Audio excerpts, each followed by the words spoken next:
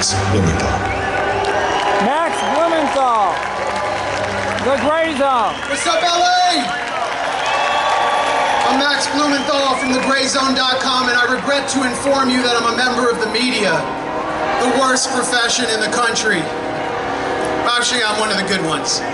We'll talk about that in a second.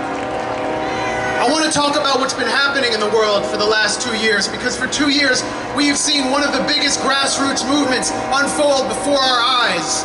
The medical freedom movement, which has seen millions of people around the world march against unscientific, anti-worker mandates in their own societies, from the indigenous Bolivians of El Alto, to Moroccans of Casablanca, to Iranians in Tehran, from Beirut to Berlin, to Boston, to Los Angeles.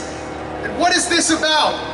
It's about decent working people around the world trying to hold on to their humanity, their basic rights, their bodily autonomy, and their very sanity in the face of a cold and ruthless machine that seeks to reduce every individual to a QR code and condition their participation in society and their very ability to work on their willingness to take an experimental gene therapy. That is unacceptable. And you know what else is unacceptable? Those who try to make this into a right versus left issue. All they're trying to do is confuse, divide, hoodwink, and bamboozle on behalf of the billionaire class that represents the real winners of this pandemic. This is not about left versus right. This is about our economic rights, our human rights, and our constitutional rights. And that's why we're here today. We've watched for the past 2 years as Big Pharma and its oligarchic investors puppeteered our governments, putting the FDA and CDC in its back pocket while turning our politicians into corporate sales reps, guaranteeing Pfizer and Moderna combined profits of $65,000 per minute. Per minute! Using your bodies as profit centers while working class Americans suffered the sharpest increase in poverty in 50 years. We've watched the wealth of the world's 10 richest men double since the lockdown began. We have watched small businesses be destroyed, entire countries plunge deeper into debt, while the most vulnerable youth were deprived of the right to education. And now in New York City, we watch as wealthy and famous celebrities are allowed to work without a mandate, but healthy firefighters, medical workers, and teachers, people doing the most important jobs in this country, are not allowed to work because they disobey the mandate. And we are here to say, let them work! Let them work!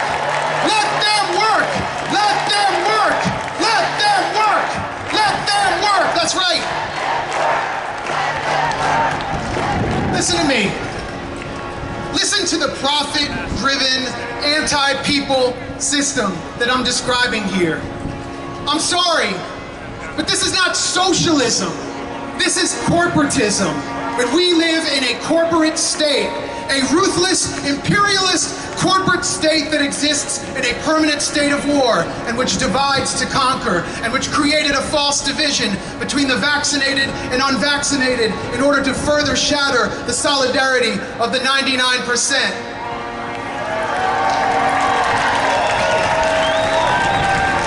I want to tell you about the most courageous journalist of our time. His name is Julian Assange. Make noise for Julian Assange! Free Julian Assange!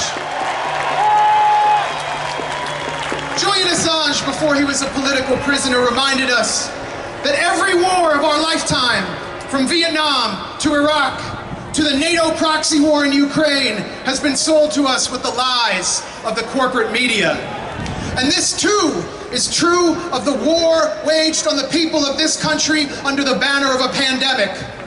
Today, as we know, Julian Assange sits in a maximum security prison for exposing the lies of the national security state, and they are trying to kill him.